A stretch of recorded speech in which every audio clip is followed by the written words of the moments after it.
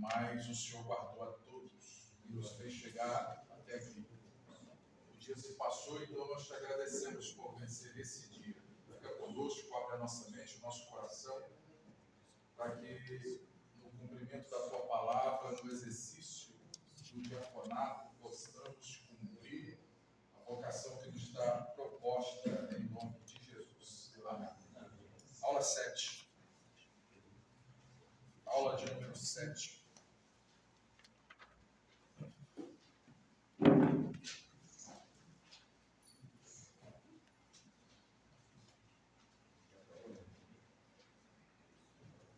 Diácono, o Ministério da Visitação e do Aconselhamento. É isso? Aula 7? Sim. Meus irmãos, nós vamos meditar nessa aula 7.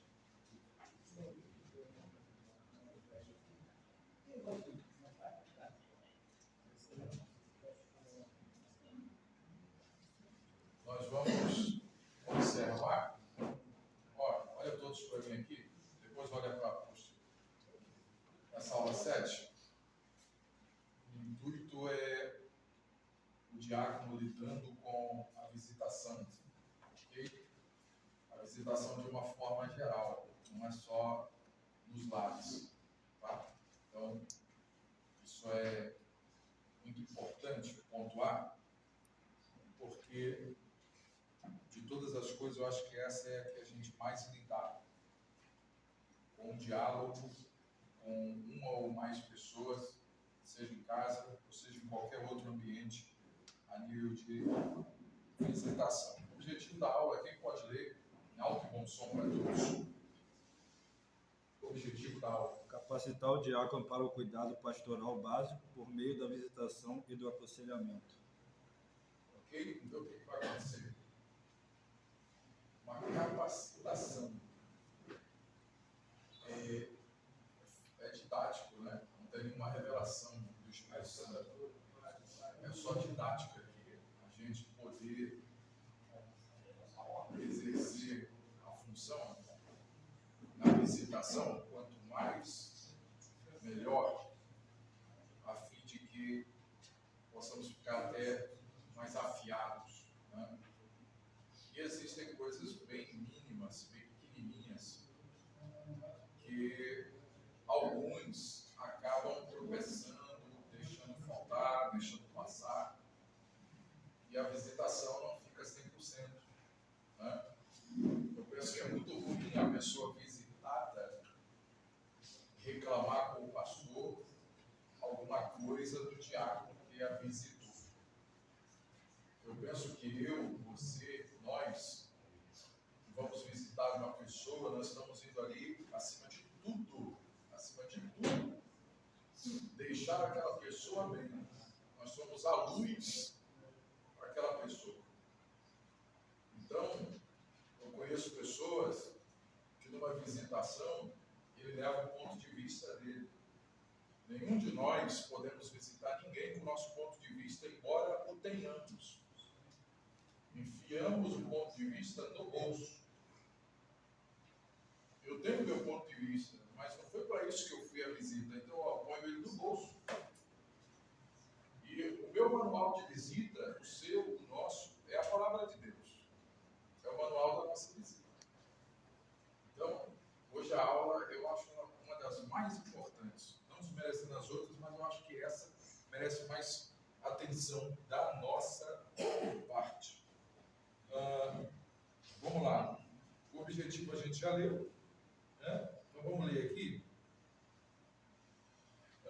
A visitação como cuidado pastoral. Visitar enfermos, novos convertidos e familiares enlutados.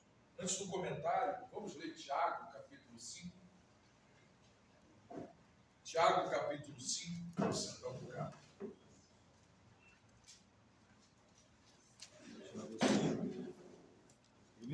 14, Tiago 5, 14. Está alguém entre vós doente, chama os presbíteros da igreja e ore sobre ele, ungindo-os com azeite em nome do Senhor. Continue. E a oração da fé salvará o doente, e o Senhor o levantará, e se houver cometido pecado, ser-lhe-ão perdoados. Então, aonde algumas pessoas pulam, em nenhum momento o apóstolo Tiago falou que a unção ou o óleo em si salvaria o enfermo. Deixou bem claro que a oração feita com fé é que sara o doente. Né? A unção feita ali pelo presbítero é que fala de idoneidade, sabe? De alguém maduro. Naquele tempo eram os presbíteros. Então, Tiago deixou claro que chamasse eles, porque ali, naquele dia, naquele ano, os mais idôneos, os mais cabelos brancos, eram os presbíteros. A gente chama presbítero, eles chamavam de ancião, eram os mais velhos. Né? Se não me engano, a Congregação do Brasil ainda leva esse título, né? Chamam os presbíteros de ancião. Os testemunhos de Jeová também chamam seus líderes de ancião. Tiago dizia que os anciãos do povo eram seus conselheiros. Nós chamamos de presbíteros, que falam de idoneidade, de gente vivida, sabe? É muito importante isso. Então, a visitação de um enfermo, ela precisa ser feita com essa visão de Tiago. Tem que ter um óleo, tem que ter um óleo. E aqui a gente tem que prestar muitíssima atenção no que eu vou falar agora. Vocês já leram a Bíblia, vocês são homens de Deus, eu não tenho dúvida nenhuma disso. Agora, eu pelo menos não achei nenhum texto escrito. Vá no mercado, compre um azeite de galo, enterra no monte e amanhã está santo. Você já? Se a gente ler o Êxodo, se eu não me engano, no capítulo 25, não me fale agora o versículo, mas eu sei que é o capítulo 25 do Êxodo. Deus vai falar. Quem vai falar? Deus. Então não tem como questionar. Está escrito assim, ó, falou o Senhor a Moisés, isto será azeite perpétuo. A palavra perpétuo é para sempre. Nas vossas gerações. Aí Deus manda ele pegar 50% de uma planta, 50% de outra, 30% de outra, 20% de outra e tantos litros de azeite puro da oliva. Mistura tudo, Deus disse, com isso ungirá o homem que eu consagrar, o móvel que eu mandar, e este óleo não será usado por mais ninguém, a não ser pelos homens santos. Fora isso, pode pegar daí para frente. Você não acha outro óleo sendo usado como óleo de unção. Então, quando o Tiago diz assim, ó, que unja com óleo, irmão, não é óleo de mercado, não é azeite extra virgem, não é enterrado no monte. Como é que eu faço? Faça como Moisés fez. Porque se Deus disse que aquele é o óleo para sempre, para que eu vou inventar outro? Sim ou não? Pensa isso comigo. Conseguiu achar? Então, está falando aqui em Capítulo 25, só que aí fala sobre a oferta alçada. Esse é o capítulo 30, verso 25. Que eu no 25 não. Não, 25 não é, né? 25, vamos ver. 23. 23 fala a mesa da madeira cetim. Então deve ser 30, 25. Hoje, lutados são pessoas que perderam alguém, né? Sepultou alguém. E disto para o azeite da santa unção, perfume composto segundo a obra. 25, 30, 25. Capítulo 30 do Êxodo, abre aí. Vocês não vão embora sem olhar isso. Capítulo 25, 30, verso 25. Isso. Pastor, mas isso é Antigo Testamento. Irmão, é Bíblia. É Bíblia. Isto fará o azeite da santa unção, perfume composto segundo a obra do perfumista. Certo? Este será o azeite da santa unção. Ó, eu vou pedir o diácono Bruno para ler. Aí vocês acompanham com ele. Se por favor, usa a sua caneta. Marca isso aí. Isso aí é óleo de unção. Isso aí é óleo de unção. Outra coisa não é óleo de unção. Por favor. Então, 23 estava falando sobre a parte da divisão. É a parte da divisão mesmo. A divisão? É. Tu, pois, tomas de ti das principais especiarias, da mais pura mirra, 500 ciclos, e de canela aromática, a metade, a saber, 250 ciclos, e de cálamo aromático, 250 ciclos, e de cássia, 500 ciclos, segundo o ciclo do santuário, e de azeite de oliva, 1 hin. E disse: farás o azeite da santa unção, o perfume composto segundo a obra dos perfumaristas. Este será azeite da sua santa unção, e com ele gerará a tenda da congregação e a arca dos testemunhos, e a mesa com todos os seus utensílios, e os castiçais com os seus utensílios, e o altar do incenso, e o altar do holocausto com todos os seus utensílios, e a pia com a sua base. Assim santificará essas coisas, para que seja santíssima. Tudo que tocar nela será santo. Também o girá Arão e a seus filhos, e o santificará para me administrar o sacerdócio. E fará os filhos de Israel, dizendo: este me será o azeite da santa unção na vossa geração. Não será ungido com ele a carne do homem, nem farás outra semelhança conforme a sua composição. Só um minutinho. Ó, não fará outro conforme essa composição. Deus disse: é só esse.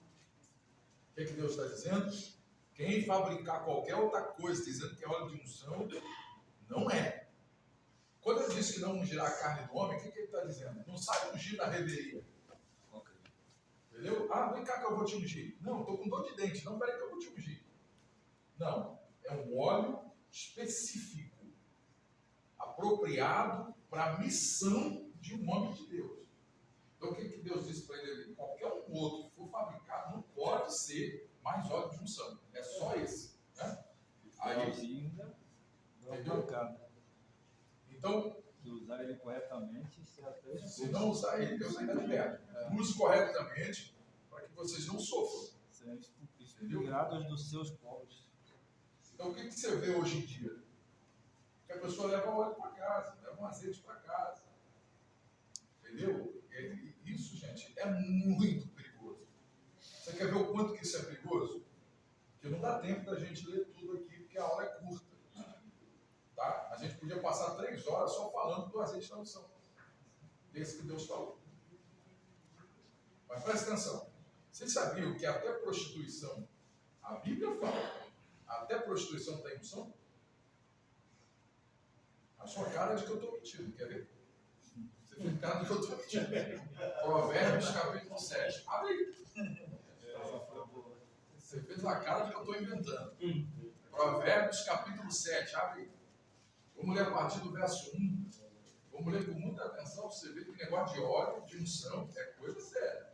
Provérbios 7. Então, pastor, esse óleo que tu compra no mercado, aí leva para ungir. Biblicamente, não dá certo. Tá certo. Biblicamente, não dá Aí certo. leva para ungir aquele óleo. Aí fica sendo o óleo da unção. Essas especiarias que Moisés recebeu de Deus, elas vendem em casa que vende Bíblia. Isso, ia falar. O azeite de ali está certo. O azeite é comprado em casas que. Você está entendendo? Não, Então, é o azeite puro. Puro. Né? Mas se você pega esse azeite puro e faz a composição com o restante das plantas que Deus deu a Moisés, isso é azeite. Entendeu? Agora a pessoa pega um óleo de fritura e derra no monte. E me fala que essa unção No monte ele consagra lá, mas não está escrito nada. Está entendendo? Provérbio 7. Verso 1. Vamos dizer. Filho meu, guardas as minhas palavras e esconde dentro de ti os meus mandamentos. Guarda os meus mandamentos e vive a minha lei, como a menina dos teus olhos.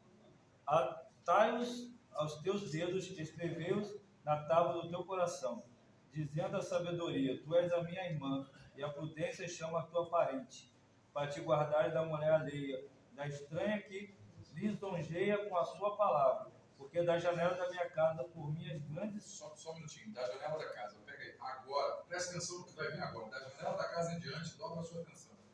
por minhas grandes, olhando eu. Vi entre os simples, descobri entre os jovens um jovem falto de juízo, que passará pela rua junto à sua esquina e seguia o caminho da tua casa. No crepúsculo, à tarde do dia, na escuridão e nas trevas da noite. E eis que uma mulher lhe saiu ao encontro, com efeitos de prostituta e astuto coração. Esta era alvoroçada e contenciosa, e não paravam em casa os seus pés. Ora pelas ruas, ora pelas praças, espreitando por todos os cantos. Aproximou-se dele e o beijou, e o esforçou o seu rosto e disse: sacrifícios pacíficos tenho comigo, hoje paguei os meus votos. Por isso saio ao teu encontro, à busca diligentemente a tua face, e te achei. Já cobri a minha cama com cobertores de tapeçaria e com obras lavradas com linho fino do Egito. Já perfumei o meu leito com mirra, aloés e canela. Segura. Pronto. Essas 3 especiarias. Repara que ela falou assim, ó. Eu já paguei meu voto. Sabe o que é isso?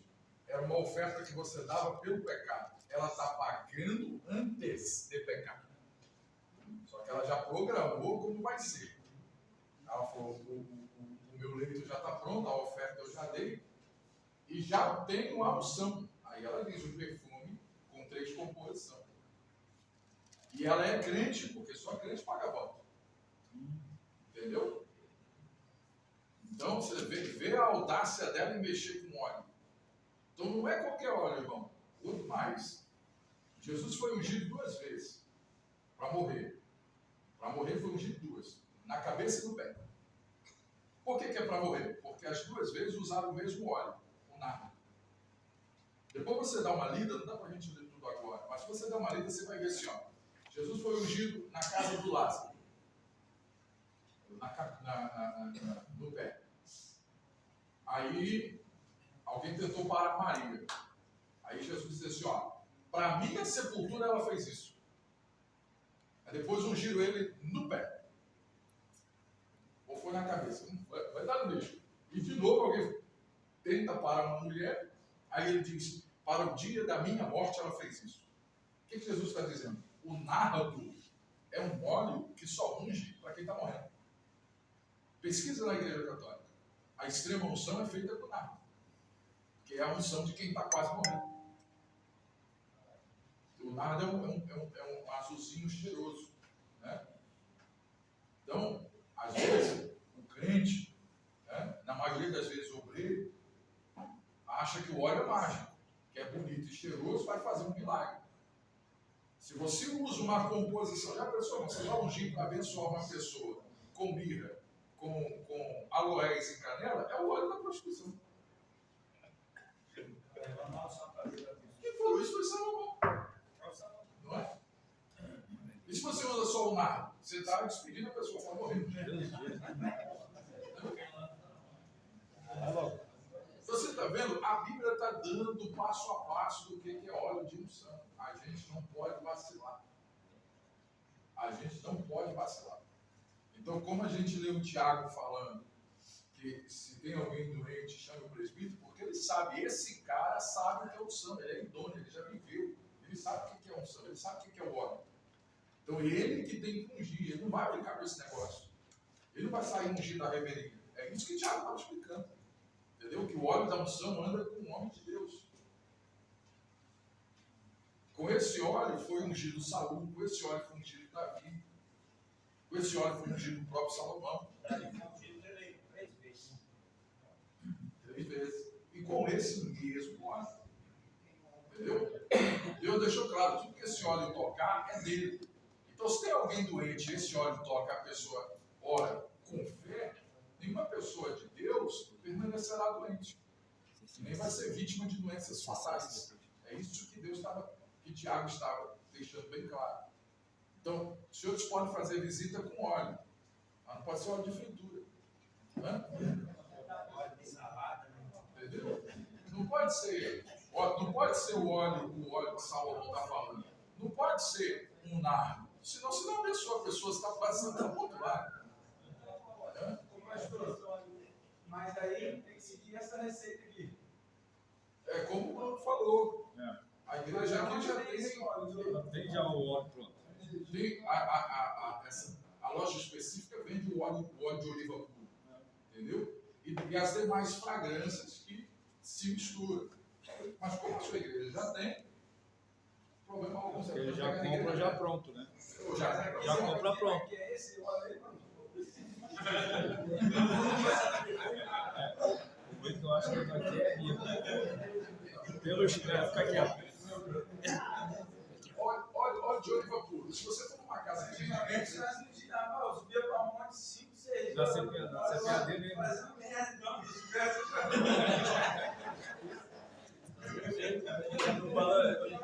O Jonathan calado é o profeta. me escuta, olha só. Eu aprendi isso. Na Bíblia. Eu aprendi ao longo do tempo. Que ensinar errado é pior do que não saber.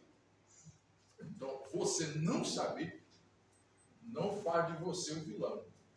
Entendeu? Então, é uma coisa.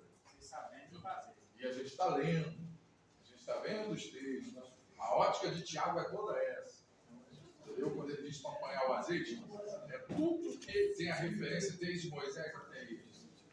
Então, vou repetir: se você procurar numa casa que vende Bíblia, você vai encontrar azeite de oliva puro. O valor não é. Entendeu? Se você procurar oliva puro, R$10 você não compra ele, não. Entendeu? Ele tem um valorzinho, mas é oliva puro. Entendeu? E não tem também um cheiro muito agradável, não. Porque a oliva pura, ela não tem, como é a mirra, que é cheirosona. Não. Entendeu? Mas o azeite cru de oliva puro, você acha. Entendeu? É melhor do que pegar um azeite galo e enterrar no monte. Que isso não está na Bíblia. Amém ou não, gente? Vocês querem falar alguma coisa? Oi, deixa eu ver o senhor. Cita não. Mas deixa bem claro, o que sara é uma oração com fé. Entende? Mas ele também está dizendo, não use com qualquer óleo. Mas o que vai sarar não é o óleo, é uma oração feita com fé. Entendeu? Mas o que tem hoje? O nosso país, estou falando do nosso país, é místico. Se não tiver uma rosa, se não tiver uma pedra, se não tiver uma madeira, se tiver um óleo, esse misticismo não aquece a fé do povo, sabe? Tem que ver alguma coisa. E a fé não é assim que funciona. Entendeu? Então, tem que ter o óleo, mas tem que ter o óleo de verdade. Porque a pessoa pega o misticismo do óleo e a oração é fajuta. Bota toda abre aspas, a fé no óleo, quando a fé tem que ser em Deus. Entende? Tem que ter o óleo, mas a fé precisa ser em Deus. Porque o Tiago está dizendo bem claro, a oração da fé, ou seja, feita com fé, é quem sara o doente. Entendeu? Mas o óleo, fica aí essa observação. Oi? Deixa eu falar para o senhor uma coisa. O senhor pode ungir um carro, mas vamos ter cuidado com o quê? Porque o óleo, ele é usado, como a gente leu no Êxodo, para uma consagração. Você apresentar seu carro, uma vitória, quero apresentar aqui, porque Deus me abençoou, graças a Deus está aqui, maravilha, glória a Deus por isso. O senhor vai embora com ele. Se o senhor pedir o pastor para ungir, ele soa como consagração. Tudo que é consagrado é de Deus, o senhor vai ter que ir embora perto. Então é melhor o senhor pegar a chave, e apresentar. Mas não derrama o óleo dele, não, senão você está consagrando. Consagrou é de Deus. Entendeu? A gente usa o Samuel como exemplo. A Ana não apresentou Samuel, ela consagrou, por isso que ela foi embora sozinha. Porque tudo que é consagrado é de Deus, tudo que é apresentado é nosso. A gente vai ver isso na oferta de substituição do filho primogênito. Porque Deus disse assim, ó, desde a morte do primogênito do Egito, Deus disse assim, então, agora todo primogênito, ele vai poder ficar com o pai, ele não vai ser mais meu, porque todo primogênito era de Deus. Então, quando veio a morte do filho primogênito, Deus foi mudando isso, depois mudou radicalmente. Então, o menino com 8 dias de nascido, quando ele era circuncidado, dava-se uma oferta de resgate. Então Deus está dizendo, o filho é seu, você pode levar. Entendeu? Então, a mesma coisa é seu carro, sua casa, qualquer coisa. Você pode apresentar a Deus a sua vitória. Glória a Deus por isso. Mas se você derramou óleo... Não vai... Não, você pode dar uma oferta, mas ela não vai soar como resgate. Porque Jesus já morreu e ressuscitou. Ela vai ser uma oferta de gratidão. A oferta pode valer como gratidão. Mas não derrama óleo, senão você corre o risco de arrumar um problema com Deus. Deus vai dizer, você não me deu? Quer dizer que o senhor está falando tudo que tem óleo É consagrado. Tudo que tem óleo, viu o que Deus falou no Êxodo? Quando ele deu, tudo que esse óleo tocar é meu, Deus falou. Entendeu? Então, se a gente derramar óleo, Deus vai vir atrás. Ele disse, cadê? Você não deu? Aí eu vou falar assim, eu te dei, você está devolvendo. Entendeu? Deus vai dizer, e Deus vai brigar, não, você está devolvendo, beleza, vai embora. Deixa comigo, né? Pastor, vai botar a pimenta aí. Tá vendo? Ele sabia que tá vendo ele. Tá todo mundo jogando. Então, na questão da separação do diácono, né? A imposição de mão e a separação. O presídio do pastor, ele é ungido, certo? Essa é a unção. E qual é a diferença da imposição de mão para essa unção? É consagrado também para Deus? Essa consagração, né, o derramado óleo é exatamente isso. Então, se tem óleo na sua cabeça, você já era seu. Né? Agora você entra naquilo que Paulo falou assim, eu, Paulo, apóstolo de Cristo, pela vontade de Deus, sou prisioneiro do seu amor. O que Paulo está falando? Desde o dia que ele pôs a mão em mim, desde o dia que o Ananias colocou a mão na minha cabeça, acabou a minha liberdade. Então, se tem óleo na cabeça do Senhor, e se foi uma mão ungida, que te consagrou, que te separou, não esquece, irmão, você pode fugir para o fim do mundo.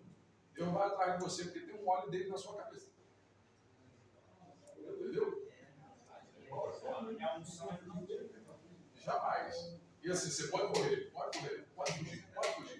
Só um lembrete, Deus é eterno, você não. Entendeu? Você vai ficando velho e Deus está dizendo, eu estou esperando. Só que, eu não sei se eu já falei aqui, se eu falei, vou repetir. Lembra que Deus falou, abre aí Gênesis 15, dentro do que o presbiteriano falou, Gênesis 15. Eu acho que o verso é o 13. Eu acho que o verso é o 13 ou é o 16. Onde Deus diz a Abraão que os filhos dele vão passar um tempo na casa da escravidão. 16? 16 está bom. E a quarta geração tomará para cá? É antes. Então deve ser o 14 ao 16. Então disse Abraão, saber de certo que... Mas também eu julgarei a gente a qual servirão depois do 14. É o 13 então. Então disse Abraão, saibas, de certo que peregrinará será a tua semente em terra que não é a sua, e servi-los afligi-los 400 anos. Isso. Aí é Deus falando para Abraão, seus filhos serão afligidos 400 anos no Egito. Gênesis 15 e 13 adiante. Presta atenção, isso é Deus falando com Abraão. De Abraão a Moisés, você vai contar Isaac, vai contar Jacó, vai contar 12 filhos, vai contar José. Aí vai chegar o Moisés. É a quarta geração. Ainda Abraão, né? Para lembrar que Isaac não tinha nascido. Então presta atenção no obreiro consagrado. Presta atenção. Então o que Deus está dizendo? Ó, seus filhos vão passar quantos anos? 400 anos. Quantos anos? 400. Só que Israel saiu do Egito após 430. Ou Deus não sabe fazer conta ou tem alguma coisa errada. Deus não falou 400 anos? Pois essa é o 430. Presta atenção comigo. Obreiro consagrado. Ó, Moisés nasceu no ano 350 aproximadamente, antes de Cristo. Ele nasce 350. Quando ele faz 40 anos, quantos anos já temos? Ele nasceu 350 e fez 40 anos. 390. Deus disse que ia sair com 400. Falta quantos anos para 400? 10 anos. Dava ou não dava para fazer ele se transformar num líder? Dava, né? O que ele faz? Ele mata o egípcio. Ele sabe que está sob pela capital e foge para Midian. Aí ele fica lá 40 anos. Faltava 10. Nós temos, pelas contas do tempo que ele foge, 430. Ora, Deus disse que sairia com 400. Se Moisés não se precipitasse, Deus cumpriria a palavra dele. Com 400. Como ele se precipitou, Deus olhou no relógio e disse: eu tenho tempo. Meu povo vai sofrer por causa da precipitação dele. Porque ele já sabia quem ele era. Tanto que ele mata o egípcio. Então não adianta, irmão, a mão de Deus está sobre você. A consagração de Deus está sobre sua vida. Se qualquer um de vocês se precipitar, Deus vai dizer: eu tenho tempo. Você vai lá, vai voltar, e a gente vai começar de onde você parou. Alguma coisa, gente? Ele mesmo tempo ele deu para Saúl também. Ele deu 38 anos, Saúl ficou no Ena, 38 anos rejeitado. Rejeitado, visto que Deus não tinha um substituto. Essa é a frase da próxima postura. A frase aqui, presbítero. Presbítero que ensina errado, daí Você acha que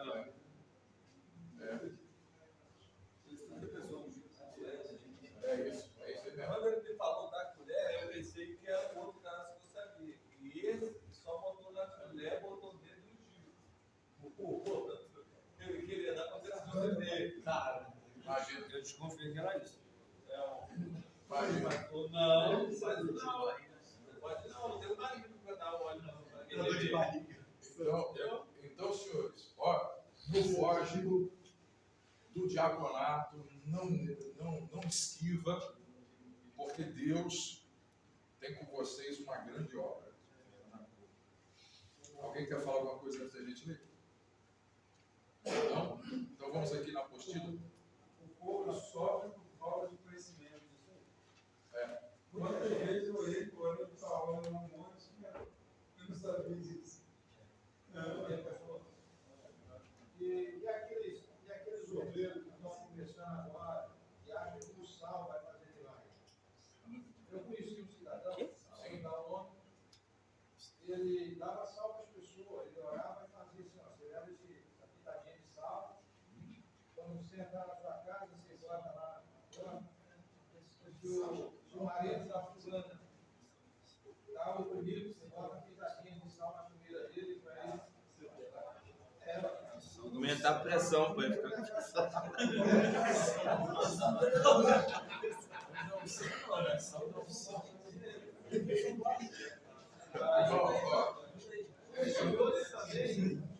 Nunca muito, cara. Aí ele dizia que aquele azeite ali estava no azeite mesmo. Portanto, ele até ungiu lá, o Chico vai bater nas crianças, ele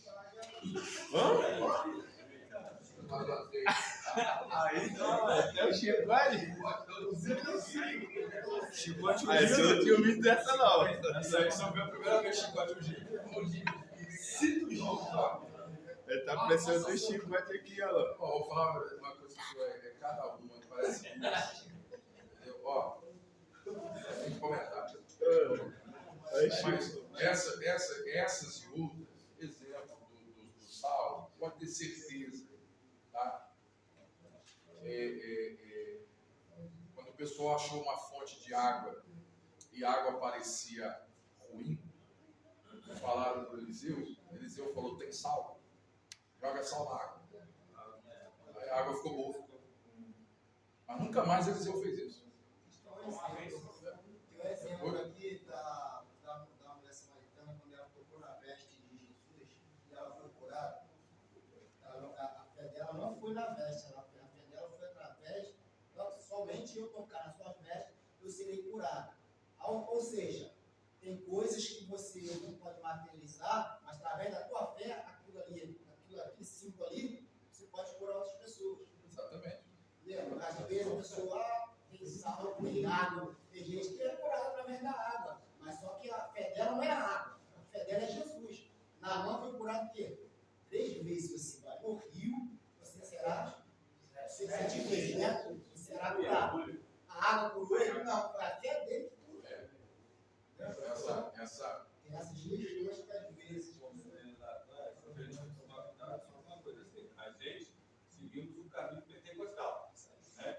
Dentro do caminho pentecostal, a gente não vai encontrar, até encontra, mas não tão grande igual das igrejas neopentecostal. Porque assim, eles procuram sempre estar acrescentando algo, alguma coisa, uma vassoura, uma caneta, um lenço, alguma coisa.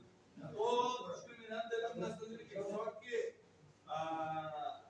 se você for olhar para as igrejas neopentecostal, você vai ver muita coisa. É sal, é igreja que dá óleo para todo mundo. Vende, vidrinho, todo mundo volta, leva a casa, tudo. Cada uma tem. Mas são igrejas neopentecostal. Se a gente for olhar para as igrejas pentecostais, a gente vai conseguir ela um pouco mais quebrada. Tem algumas hoje já se desviando de alguma coisa, entendeu? Aí o cara vai lançar várias coisas, vai vender água, vai vender lenço, só para. Então, mas cada igreja, assim, a gente mantém uma linha pentecostal. Por isso que a gente tem que tomar esse cuidado, entendeu? As igrejas mais tradicionais pentecostal, a gente já tem uma linha que a gente entende que vai indo. Até as campanhas que hoje vem do pentecostal fazendo, nós tomamos até um pouco de cuidado, porque senão você daqui a pouco vai entrando para dentro do neopentecostalismo, devagarzinho você entra para dentro da igreja. Mas o foco deles é bem mais avançado, né? O neopentecostal é bem mais avançado e vai colocando coisas e coisas para dentro da igreja. Aí vai entrar o sal, vai entrar o azeite, vai entrar a vassoura, a caneta, o lenço, a água, e você vai ter. Mas assim, a gente mantém a linha. Quando me assusta, é ver uma igreja tradicional, pentecostal, está entrando essas coisas. Aí sim, mas pode sair, irmão, entra por aqui e sai do outro lado, descarga. Não, mas o pastor lá falou que pode. Mas que igreja que é? A igreja não pentecostal. É comum para ele. Outro dia eu estava falando sobre o batismo na aula passada.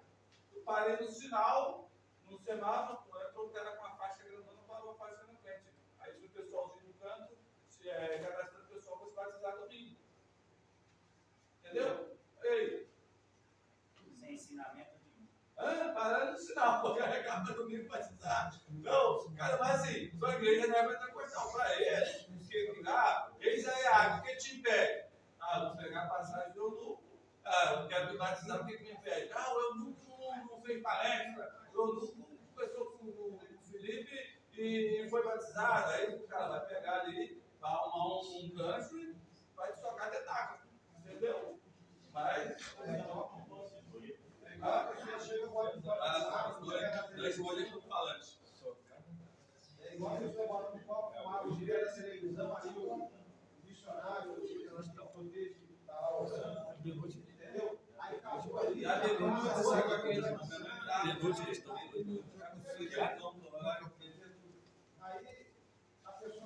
que eu creio na Bíblia, eu creio os caras fazer isso. Ah, não, é que eu acho. é foco. A gente se atém no que a Bíblia nos dá uma alicerce. Vamos lá? Eu estou no objetivo da visitação aí, tá? A gente estava no primeiro. Não, estou aqui no diácono como cuidado pastoral. Estou no segundo. Entender vínculo entre igreja e membros afastados. Antes da gente ler e falar alguma coisa, vamos ler um texto bíblico. Está em Hebreus 13. Hebreus 13, 16. Deixa a gente falar mais sobre isso aqui. Hebreus 13, 16. Manter o vínculo entre a igreja e o membro afastado. 13, 16 de Hebreus. E não vos esqueceis da beneficência e comunicação, porque com tais sacrifícios Deus se agrada. Então, olha o que aqui o escritor aos Hebreus está dizendo. Ser benéfico e ter comunhão, que é isso? Comunicação ou comunhão? Então, e não vou esquecer da beneficência e comunicação. Comunicação. Porque contar sacrifício a Deus se agrada.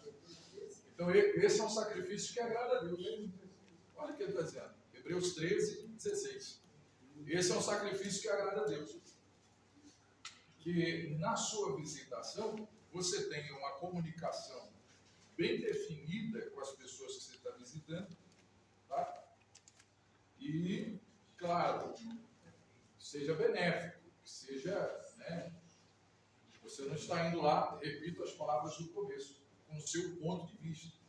Você está indo resgatar, aqui diz membro afastado, mas pode ser qualquer pessoa que você esteja visitando. Ela pode não estar afastado, pode estar só doente e não está indo, né? Não está na comunhão do corpo, né? Junto com os irmãos. Então cabe nós, na visitação, a nossa visitação ser leve, benéfica, né? Nós não estamos indo contar um problema, estamos indo aliviar o peso das costas de alguém que nós estamos visitando, ok? Então lembre-se disso, seja pacífico a sua visitação e benéfico, tá? Na sua comunicação.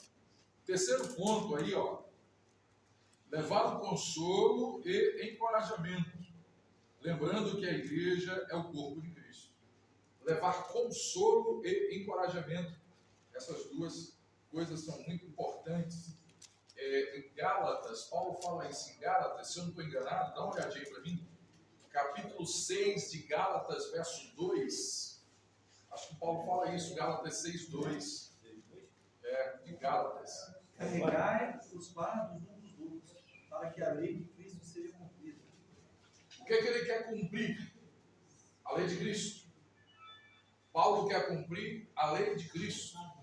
Ele não quer cumprir a lei dos judeus. Ele quer cumprir a lei de Cristo. E qual é a lei de Cristo, senhores? A lei de Cristo é levar consolo e encorajamento a outras pessoas. Então como é que a gente faz isso? Carregando o fardo uns dos outros. Olha, irmão, quem é que não tem problema, pelo amor de Deus? Hoje faz uma semana, tá? Eu levantei, eu estou andando com as minhas próprias pernas desde hoje de manhã. Eu saí daqui terça-feira passada já passando mal. Cheguei em casa mais ou menos. Quando deu assim, umas 2 horas da manhã, esquece, irmão, me bateu uma enxaqueca tão grande, mas tão grande. Eu cheguei perto do desmaio, meu filho me botou dentro do carro, eu nem lembro. E fui com a minha mulher para a emergência. Eu só entendi onde eu estava assim, bem depois, sem entender. Também da dor, eu tomei morfina. Me deram tramal, foi igual me dar um copo com água, eu não senti nada. Sabe? Meus olhos esbugalhou para fora assim. Minha nuca ficou inchada. O médico falou assim, ó, se ele melhorar, ele sai daqui não. Interna ele agora. Correram comigo de um lado para o outro, me botaram numa máquina lá, qual é o nome daquela máquina que te leva lá dentro do negócio? Leu minha cabeça toda, não acharam nada, o cara foi estranho demais. Passou, me deram uma morfina, minha pressão estava 18/22. Aí voltou normal. Aí voltei para casa. No outro dia, 10 horas da manhã, eu estava pior. Aí voltei para a emergência de novo. Eu fiquei assim 5 dias. De terça a sábado. Aí domingo, 8 horas da noite, eu estava lá no Moacir Carmo, Adão Pereira e o outro Moacir. Eu estava lá no Moacir, domingo, 8 da noite. Pior do que outro dia, eu já não estava aguentando mais. Aí até que uma iluminada médica falou assim, tiraram o raio-x. Aí minha esposa, cheia de papel que eu já tinha de mim, ela olhou assim, ela falou, não, tomografia não mostra o que eu quero não, leva para o raio-x. Aí tiraram o raio-x, irmão, eu estou da ponta da testa, da ponta do queixo, com os ossos todos inflamados. Todo inflamado. E ela falou assim, ó, por um pouco a gente não ia ter que entrar pelo seu nariz, pelo seu ouvido, para raspar todo o seu rosto. Entendeu? sinusite com enxaqueca. Pensa, irmão. Pensa. Ó, vou contar um negócio para você. Eu travei uma guerra. Mas, graças a Deus, o remédio correto foi. Por isso que a morfina não baixava. Era uma dor específica. A morfina não ia dar jeito nisso, não. Só que ninguém sabia. Deve ser isso. Toma uma injeção. Não, deve ser aquilo. Dá outra injeção. Ela estava mais furada aqui do queijo. A médica falou, toma isso. Ela foi no médico conhecido meu lá no coisinho. Isso é a garganta, deixa eu ver aqui. Beleza, braço curto, fiquei bom. A pessoa não entende. Você está entendendo? Eu só citei, eu travei uma guerra esses dias. Hoje eu não estou sentindo nada. Mas por quê? Porque o remédio correto foi administrado. Entendeu? Mas o que eu quero que vocês entendam é que todos nós temos um problema.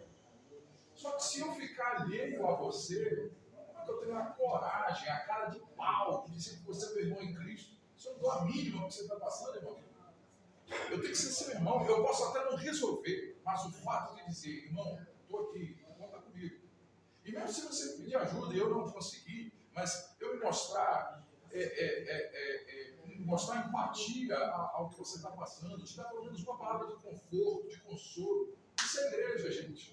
Isso é igreja. Nós somos chamados a viver como irmãos de uma família espiritual. Entendeu? Não é para a gente se juntar aqui e começar uma disputa ministerial. Não, nós somos todos irmãos. Nós vamos comer no céu. E não tem um andar de baixo. Não, no céu, ali no andar de baixo, lá no céu, está fulano, eu não falo com ele mesmo, deixa ele lá. Não, querido, tem que lavar as vestes do sangue do cordeiro, senão não sobe. Se não sobe, é simples. Jesus chamou a todos nós para vivermos como irmãos. É hora da oração?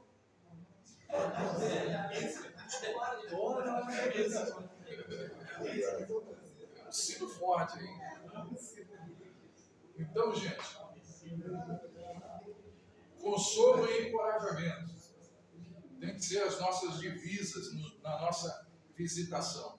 Consolo e encorajamento, tá? Visitou alguém, se aquela pessoa precisa de consolo, deixa ela chorar.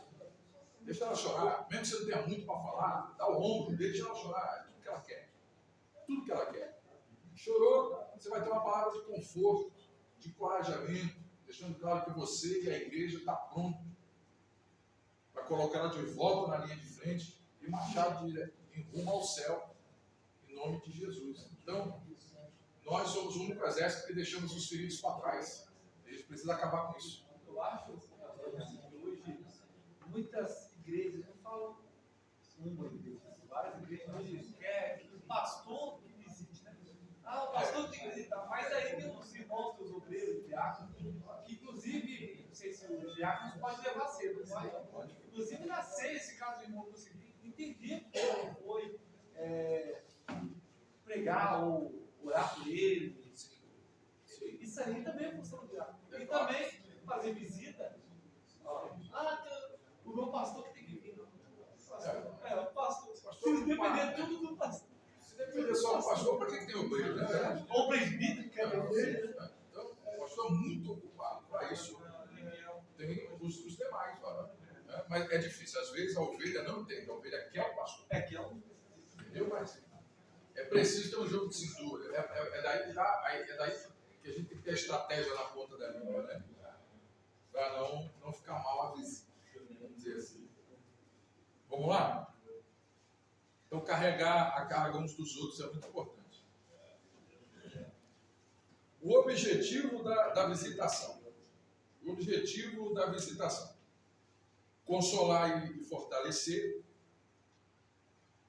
os que passam por tribulação. É praticamente o que a gente já falou aqui, né? Mas nunca é demais a gente acrescentar um texto. A gente falou Gálatas 6, não foi?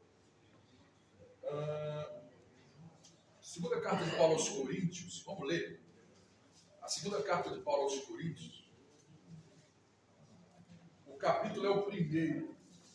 Segunda carta de Paulo aos Coríntios, capítulo 1, o verso do 3 ao 4. Entendido?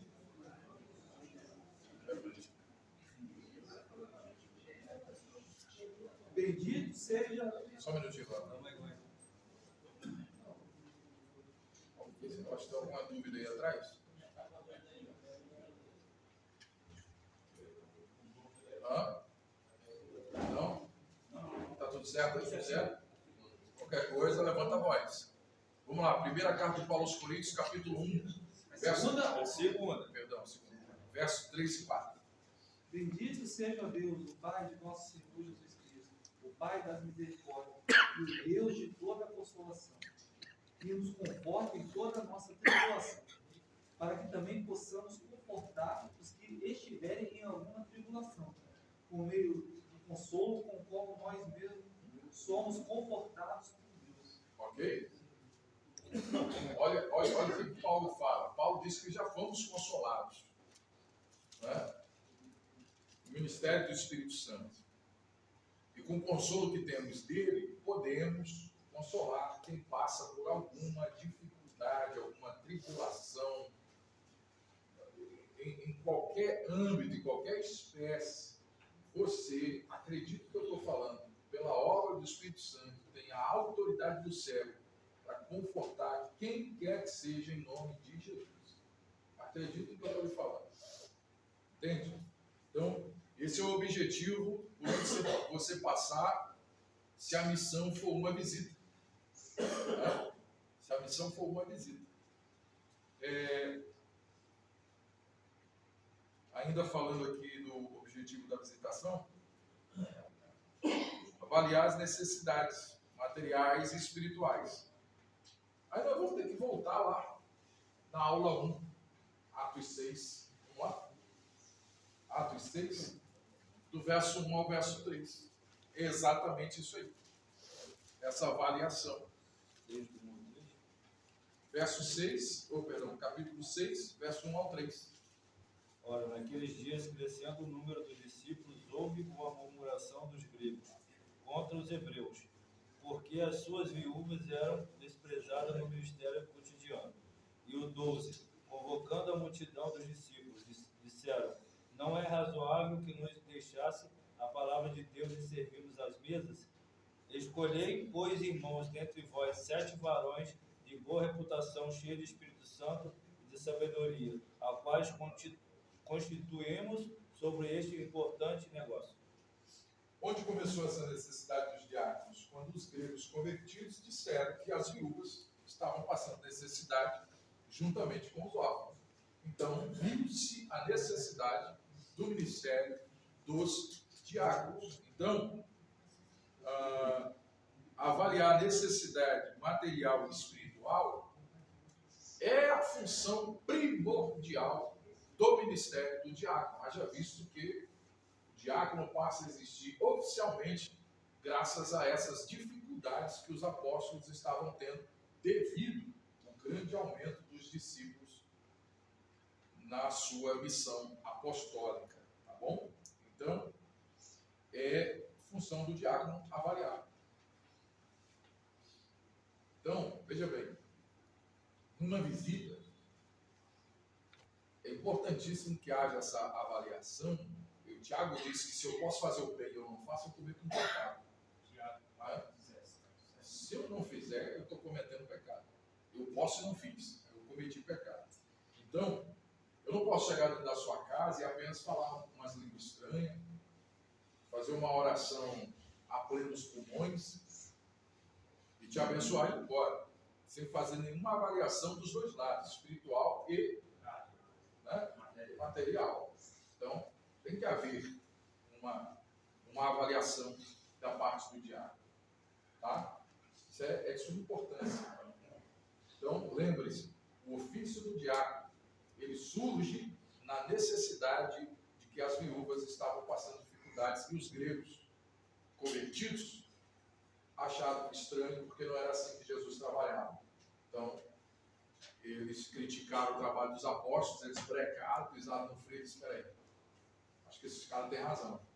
Só que a gente não pode largar a administração da palavra e cuidar dessa mesa. É aí onde há essa separação, como a gente tratou há muito tempo na aula de número 1. Ok? Então tem que haver essa avaliação muito muito delicada, muito cuidado, muito respeito, ok? Fortalecer a comunhão. Vamos ler Atos 2?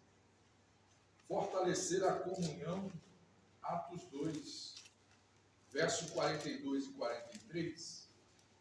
Atos 2, verso 2, verso 42. Atos 2, 42. E eles continuaram firmemente na doutrina dos apóstolos, e na comunhão, e no partir do pão, e nas orações. Ok? Leu 3, 43. E sobreveio temor a toda a alma, e muitas maravilhas e sinais eram feitos pelos apóstolos. Os sinais eram feitos pelos apóstolos. Mas repare que o partir do pão e a comunhão era com os diáconos. Então veja a necessidade do diácono trabalhando. Olha como a engrenagem da obra gira sem nenhum problema. Havia temor no povo, porque os apóstolos faziam sinais. Mas tinha comunhão no meio desse povo. No partir do pão. Né? Dentre muitas coisas, mas no partir do pão estava lá um rastro da comunhão, porque esses homens, chamados diáconos, eles fizeram a união do povo, eles fizeram a ligação do povo. Eram como se fosse um homem só, graças a esses homens no meio do povo, costurando uma comunhão, uma graça, uma comunicação, uma empatia, sabe? Não havia neles disputa, não havia neles dissensões, não havia neles nada que, né, separasse, muito pelo contrário, mais unia do que qualquer outra coisa. Então, é muito importante termos esse fortalecimento na comunhão. Tá? Oi. E nessa aqui, avaliar a necessidade, aí tu vai visitar, chegará comigo, irmão, precisão de algo. Aí os irmãos falam que não está precisando. Aí você vai habilitar o irmão, certo? Certo? Tu ora, só palavra, ora, vai embora. Aí se no outro dia, o irmão vai passando por necessidade. Aí vai falar, pô, o irmão foi lá, orou, e ajudar mesmo, quando o fim aconteceu isso aí. Bom, mas aí é o seguinte. Aí o diabo fica até. Não, mas se a pessoa em si teve a chance, né? Sabe que o diabo não está ali com o aval do seu pastor, da sua liderança, e falou, irmão, está tudo bem com o irmão, parará, está tudo bem. Então se depois veio dele mesmo a comunicação, que ele estava lhe faltando algo, né? Alguém vai perguntar, mas o diabo não teve lá, não teve? Teve, mas não falou nada não. Aí vamos com uma conversa. Não, ele teve lá, ele falou, mas eu fiquei sem jeito, não quis falar. Isso que é bom. Entendeu? Não, mas nunca é bom visitar sozinho. Nunca é bom uma visita sozinho. Não vai sozinho, não. Sempre alguém. Sempre. Jesus disse que é melhor que sejam dois, né? Josué enviou 2, então é melhor 2, porque dá certo, dá muito certo, entendeu? Então, mas é importante isso é importante. De repente a pessoa não quis falar,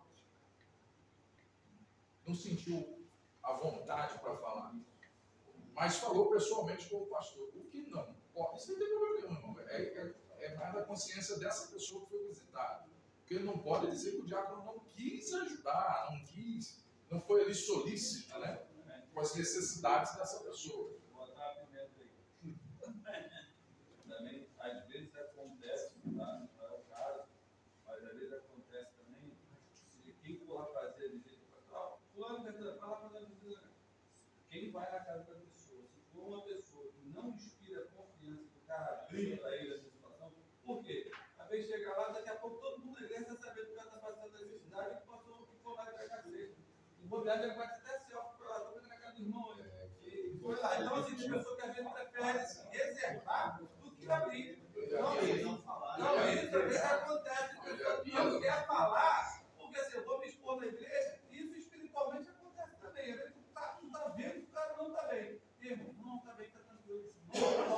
Não apareceu de 3 domingos, você vai na igreja. Não, mas eu estou bem. Eu já vi outro bater foto e postar que estava na casa dos outros fazendo coisa. Mas eu passei com aquela grandona. Aí tu racha a cara do cara. Na verdade, isso é falta de ética, né, cara? É, para mostrar que a igreja está fazendo. A igreja não precisa te mostrar nada desse jeito. A igreja anota lá, ó, nem o nome divulga. Não, A Bíblia fala que a gente faz com a mão, não revela não a outra. precisa ler a lista. Irmão, eu quero saber para quem que entregou. Não, está aqui, o secretarista está aqui. Vai agora gritar, não tem pessoa, porque é isso que eu vou falar, às vezes a pessoa não quer. Às vezes eu já vi, fizemos aquela vaquinha, estava aqui juntando aqui. Nós demos aí, juntamos R$600 para dar ao irmão.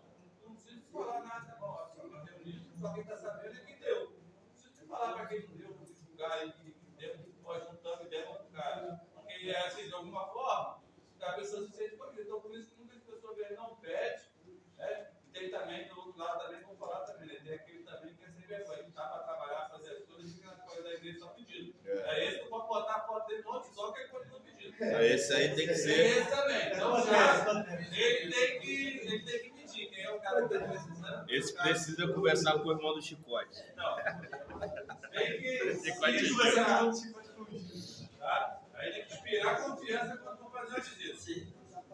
Esse tópico, nós vamos entrar nele já já. Esse comentário todo aqui, você vai entender quando ele chegar. Vamos lá. Isso aí, o Tiago como aconselhador prático. Ouvir com atenção, sem julgamentos precipitados. Ouvir com atenção, sem julgamentos precipitados. Tiago 1,19. Vamos ler? É esse julgamento precipitado. Tiago 1,19.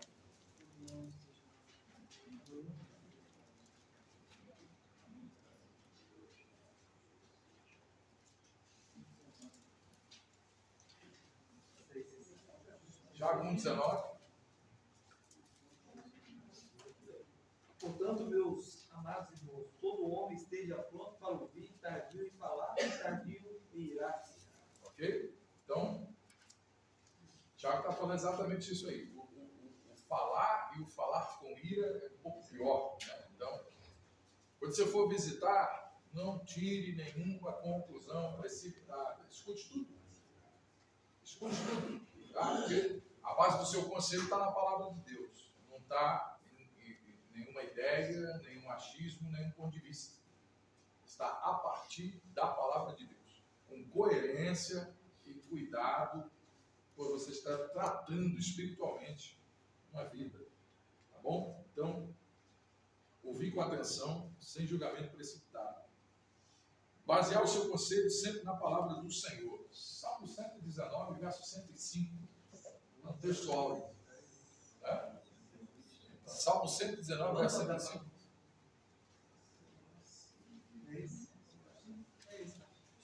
É um farol alto e um farol baixo, né? Para que os meus caminhos sejam dirigidos de maneira a poder e observar os teus estados. 119, 119, sim. verso, não, 105. 105.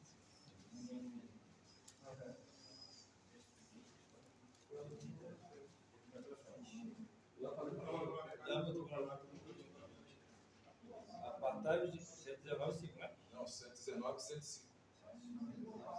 Não, é 119, 105. Aí só me quebrou. Agora meus pés da tua palavra. Já estou falando. Luz para o meu caminho, né? Lâmpada para os meus pés. É um farol baixo. Luz para o meu caminho. É um farol alto. Então, por que o salmista está dizendo isso? Porque é base para ele andar. A base do seu conselho é pisar com firmeza. Certo? Quem tem a palavra de Deus como base de conselho, não gagueja, não pisa em falso, não fala o que não sabe. Não, ele tem a lâmpada no pé e a luz no caminho. Ele sabe exatamente o conselho que ele está dando para quem quer que seja. Davi está dizendo, eu piso firme, porque a tua palavra me ensina exatamente o que falar. Você pode ler a história de Davi, você vai encontrar em 2 Samuel, escrito assim, ó, e Davi sabia entrar e sair. E usa uma palavra que diz assim, ó, e Davi era sisudo em falar. E sabia entrar e sair. Então, Davi falava na hora que tinha que falar, e falava certo para o que tinha que ser dito. Entrava sem chamar atenção e saía sem chamar atenção. Entendeu? Então, ele foi um moleiro de Saul durante muitos anos. E olha que Saul só queria matar ele. O treinamento dele foi com um cara que queria matar ele. Né? Olha como é que Deus era. Deus não levantou alguém para treinar ele. Ele falou, não, tem um cara que já quer te matar, já serve. Vai te treinar aí 13 anos. Foi nem na teoria, foi na prática. Na prática, 13 anos. Davi, como não ser um rei. Saul vai te ensinar. 13 anos caçando homem.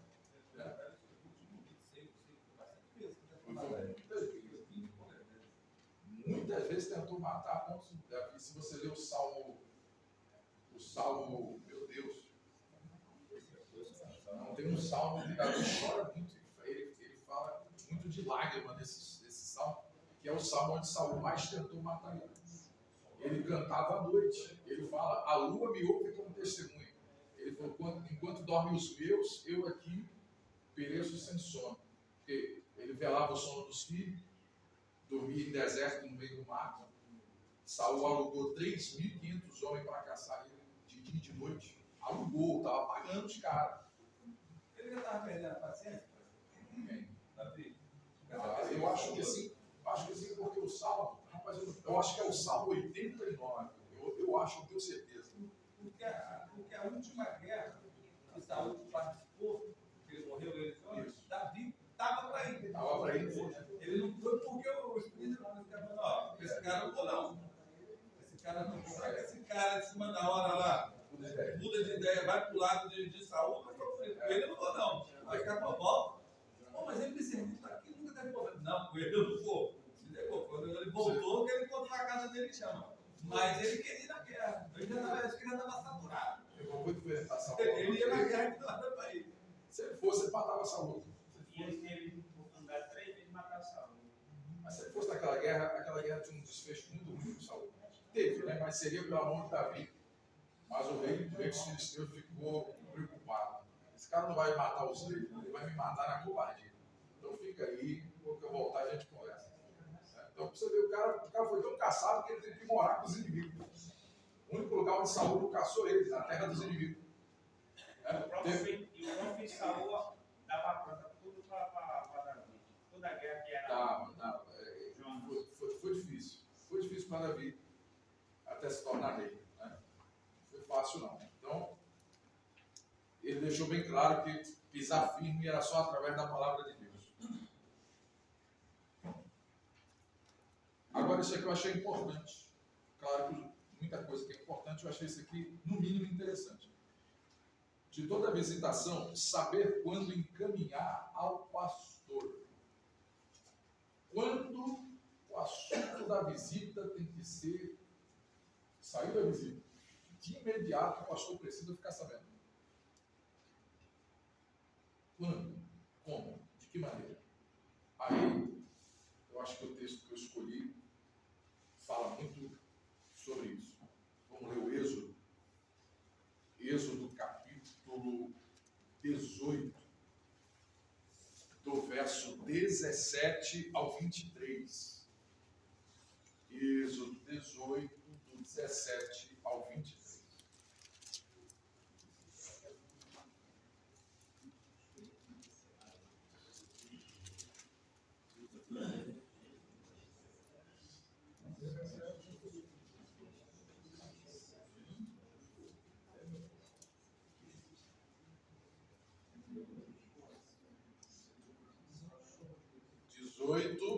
Capítulo do 17 ao 23, quem pode ler?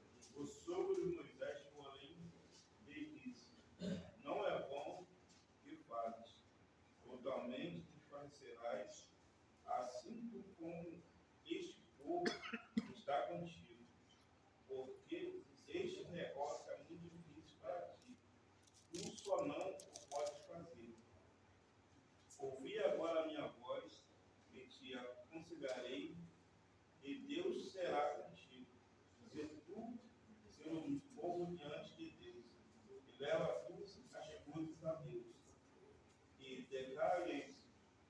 estatutos e leis e fazer-lhes saber o caminho em que devem andar e a obra que devem fazer. E tu, dentre todo o povo, procura homens capazes, tementes a Deus, homens de verdade, que aborreceram e a avareza e põe-os sobre eles por maiorais de 1000, maiorais de 100, maiorais de 50 e maiorais de 10, para que julgue este povo em todo o tempo, e seja que todo negócio grave tragam a ti, mas todo negócio pequeno eles o julguem. Assim a ti mesmo te aliviarás da carne, e eles a levarão contigo. Se isso fizeres a Deus, todo manda, poderás então substituir assim também todo este povo em paz virá ao seu lugar. Ok? Aí é o quê? Aí é Moisés lidando com o povo sozinho. Jetro, seu sogro, lhe dá um conselho para ele separar homens capazes de lidar com situações do próprio povo que não precisasse envolver o Moisés, a menos que o assunto fosse grave. Aí Moisés tinha que ser avisado de imediato. Se você for ler depois outro capítulo mais para frente, que não dá tempo, Moisés fala com Deus sobre 70 homens, que é daqui que vai nascer o Sinédrio, aquele pessoal que julgou Jesus, sabe? O Sinédrio vai nascer desses homens aqui, vai ser passado do pai para filho. Então Deus falou para ele assim: ó, você pode até separar, os caras não podem gostar de dinheiro fácil, não pode ser esperto, tem que ser hebreu de hebreu, não pode ter nenhuma linhagem fora de vocês. Separa 70. Eu não vou dar espírito nenhum para eles. Eu vou pegar do que você já tem e vou passar para eles. E eles estarão contigo para julgar a causa do povo. Você lê mais para frente, você vai ver que Deus tira do espírito de Moisés, que tinha dado para Moisés, e reparte com esses homens. E a Bíblia diz que Deus proibiu Israel de profetizar ou manifestar a glória de Deus do lado de fora do arraial. Ou seja, um acampamento de 3 milhões de pessoas, você não podia, a presença de Deus tem que estar sempre dentro daquele acampamento. Não tem culto fora, é só dentro. Então, quando o Espírito pegou os 70 homens escolhidos por Moisés, eles não estavam diante de Moisés, eles estavam espalhados no meio do povo.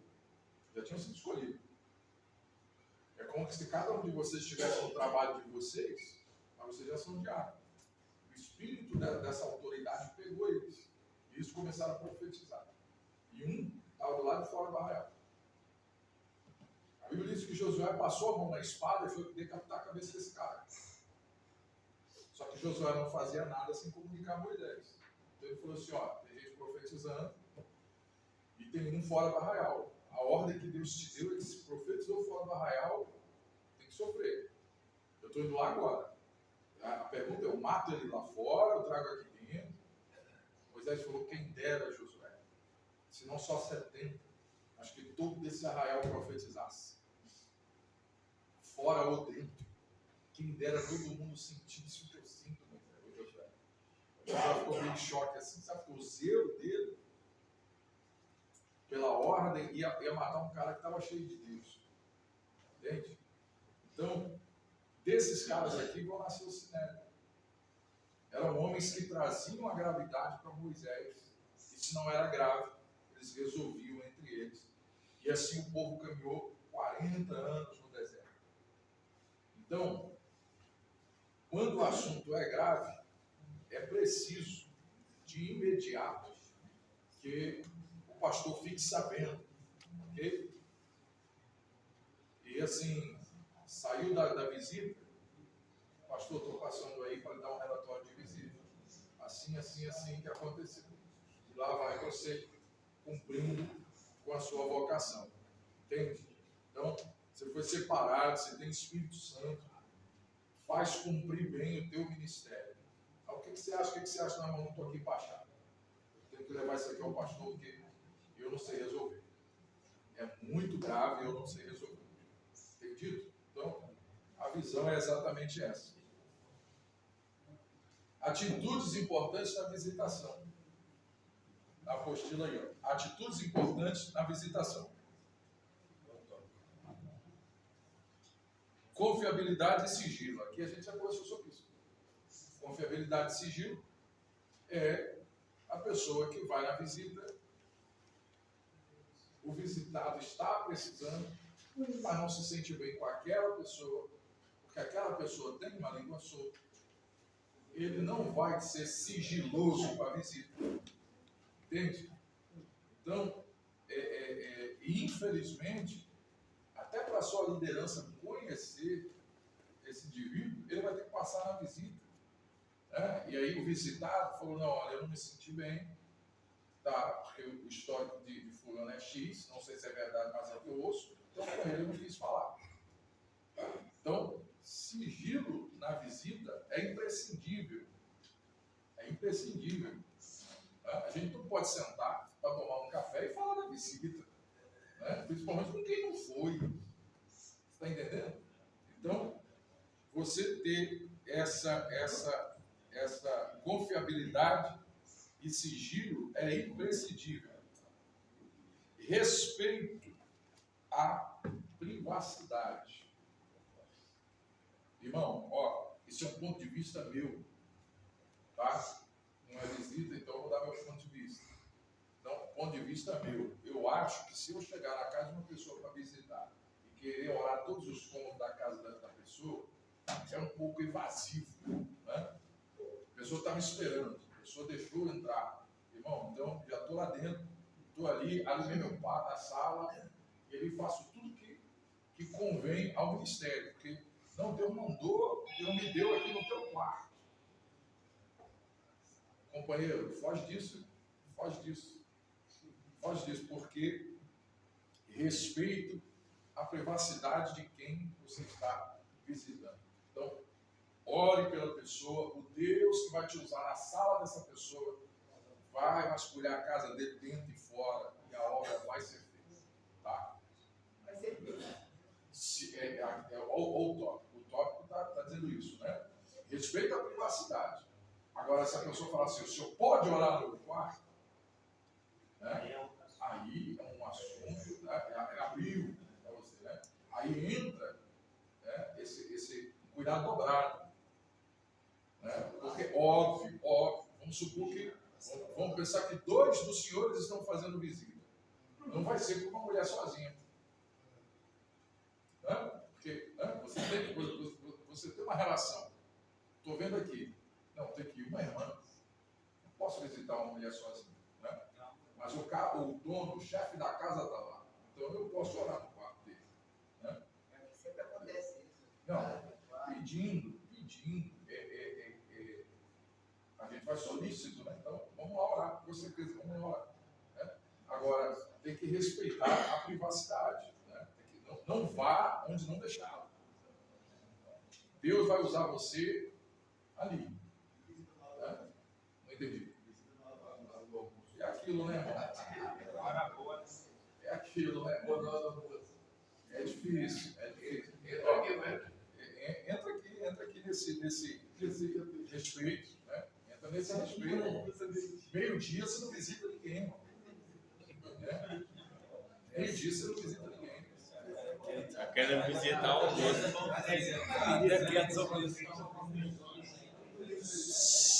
É bom salientar também que uma visita organizada, cara, por exemplo, se eu vou marcar com um prédio, posso fazer uma visita lá na casa do senhor, você vai falar, pô, pode sim, vamos lá, pode ir lá na quarta-feira. A partir de que hora? Ele já vai dizer, falou, não, pode chegar lá às 19 horas que eu estou em casa. Eu já sei que é às 19 horas. Não adianta eu querer lá, não, mas eu saí mais cedo, eu vim mais cedo, cheguei aqui às 18 horas para me adiantar a visita. Posso estar pegando ele despreparado. No caso, por exemplo, o que eu vou fazer lá no almoço no domingo na casa dele? Não chamou lá, não tratou nada disso. Entendeu? Então não tem que saber, não. Não, a não ser que o cara falou, não, vai lá em casa meio-dia, sai da escola de carro, vai lá, vou preparar um churrasco. Aí eu vou lá, porque ele está me chamando, tá, né? Ele está me chamando, eu vou lá. Mas fora disso, não tem que me esperar. Esse meu camarada Mas tem pessoas que não acham. Não, mas Deus mandou fora que mandou. Aí tem esse também, não, Deus mandou. Eu mandou vir. Assim. O cara oferece um copo d'água, faz mal beber água com a barriga vazia. Esse aí é glutonaria logo. É o glutão. A gente tem aquele beijinho nosso lá, cada um. Aí é forte.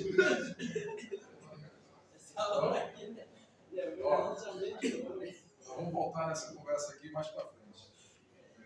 Empatia. Vamos ler Romanos 12, verso 15, para falar de empatia. Romanos 12, verso 15, a gente já está na reta final.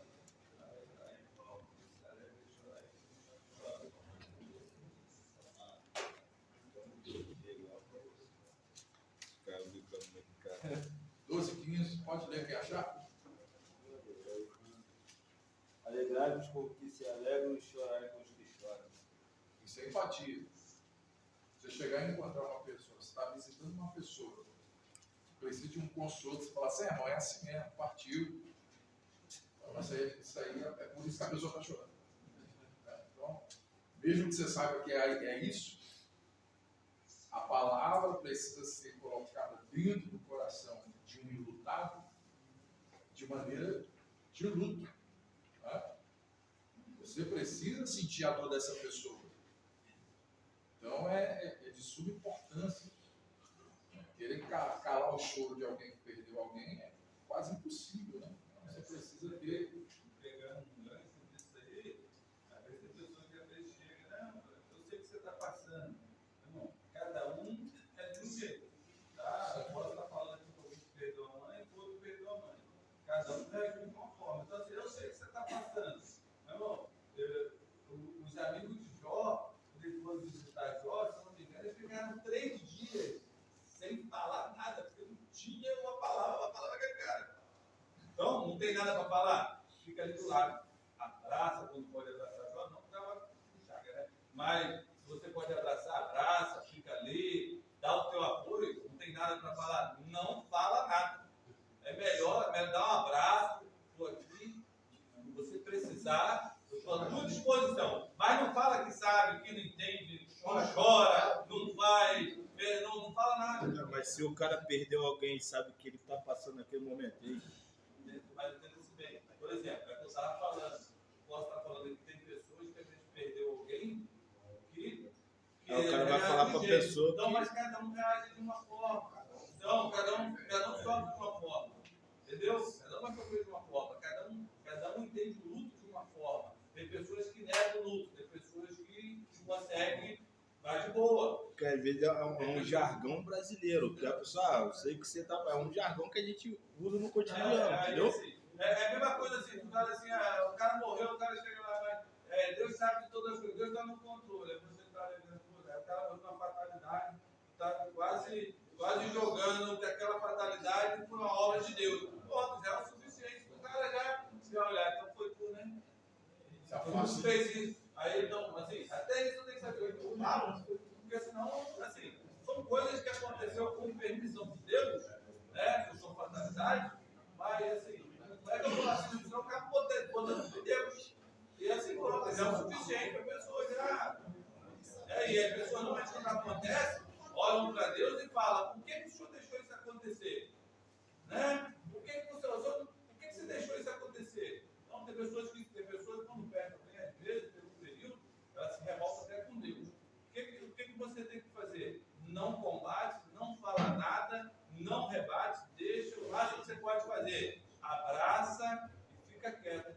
Porque depois a pessoa ela vai começar a se entrar em si com o tempo, ela vai entender que Deus não teve culpa, que ela falou besteira, que ela falou o que não deveria falar. Mas no momento, deixa, porque se você for combater, tudo está na sua consciência normal. Ela não. Ela vai falar que culpa é isso, culpa é daquilo. Já vivenciei casos que você vê que a pessoa se descontrola. Tudo dá tempo ao tempo. Deixa a pessoa, depois a pessoa se recupera. Normalmente o luto, ele varia em média de 40 dias para a pessoa se bater a poeira e voltar. Não quer dizer que ela esqueceu, ela vai com a dor. Mas tem pessoas que demoram até 40 dias para reagir. Entendeu? Para reagir. Então, deixa a pessoa. Vai falar besteira, vai falar. Depois ela vai entender que, opa, eu tenho que reagir, eu tenho filho, eu tenho emprego, eu tenho mulher, tem gente que precisa de mim, e ele vai voltar para trás de novo. Mas deixa falar. Entendeu? Não adianta combater. Nesse momento, não adianta assim, vou fazer uma visita dessa, a pessoa vai falar que o pai não pastor, eu tentei ajuda, o pastor podia tentar transferir ele para não sei para onde, e o cara não, aí morreu, sempre vai ter um culpado. Até a pessoa depois voltar em si. Verdade. O meio de tudo isso é oração. É oração. Se o pastor fizesse aqui, não teria morrido. Eu não aceito. Irmãos, vamos lá. Novos tópicos. Visitação hospitalar. Ética e limite. Né? Visitação em hospital é um negócio muito delicado. Muito delicado.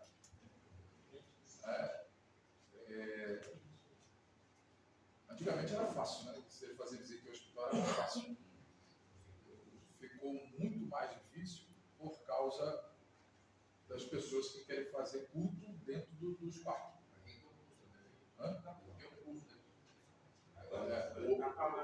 Hoje está muito mais difícil o acesso. Né? Antigamente você podia apresentar um cartão de membro e podia visitar. Só que chegava no quarto, a pessoa tocava o terror, fazia uma oração de 1 hora, aí tinha gente lá que entrava em coma só com a oração. Fora os pula, quebra-gelo. Porque a pessoa está visitando uma pessoa aqui, aí tem mais 5 leitos, irmão. Aí está aqui, daqui a pouco, vai voltar lá no canto, não pode tomar sujo. Eu falei sobre isso. Eu falei sobre isso. Foi uma senhorinha lá, primeira vez, perguntou se podia fazer aniversário no restaurante. Eu acho que pode. Cara, ela foi da Igreja Batista, eu nem sabia. Ela falou, meu filho, eu quero fazer um culto. Ela queria seguir, posso fazer lá no alto? Pode, senhora. Aí foi o pastor dela, aí eu fui lá, falei, pastor, para pela gente. Aí vem cá, me chamou depois, eu sento aqui. Orou, fez aquela oração tranquila. Aí daqui a pouco eu desci lá na cozinha. Aí eu vendo ela lá fazendo o culto, cantando super baixinho, nem lá embaixo escutava. Falei, se fosse nós, assim, tem do gol! E tem que cair! Abaixo, essa coisa aí. Tem que ligar isso aqui, cara. Vai chamar a atenção. Os caras, os crentes já nem imaginavam que estavam fazendo culto lá, e eles estavam fazendo cantando, orando. Então, Mas presta atenção. Mas esse negócio de visita em hospital ficou mais difícil por causa disso aí. Quer dizer, aí por causa de alguns, muitos pagaram. Então hoje, para você entrar no hospital para fazer uma visita, né, porque atestavam muitos papéis, muitos documentos e tal. É mais fácil você fazer visita hoje num presídio do que no hospital. Duvido. Entra não. Tá difícil agora. Eu fazer visita, fazer evangelismo no hospital. Por causa no presídio. Nem com carteirinha, mas não. Só, você tem noção, a última vez que eu fui, a gente teve que ir lá pro centro da cidade fazer uma reciclagem, porque tinha que passar por uma triagem de curso, porque tinha gente que tava pegando telefone de preso e o preso não foi lá na casa de um pastor, que eu não vou falar o nome, roubou a casa do pastor, porque o pastor não ajudou o cara e o cara deu endereço. Não é assim que funciona as coisas. Você vê. Então, uma ética e um limite. Uma ética e um limite. Então, tem horário de visita, entendeu? Então, aí você vai visitar uma pessoa, aí às vezes você não pode estar todo mundo no quarto. Eu não posso roubar o horário da visita dos familiares. Eu tenho que ir ali fazer o que eu tenho que fazer, irmão. E sair. Não troca ideia, não troca telefone, não troca conversa fora.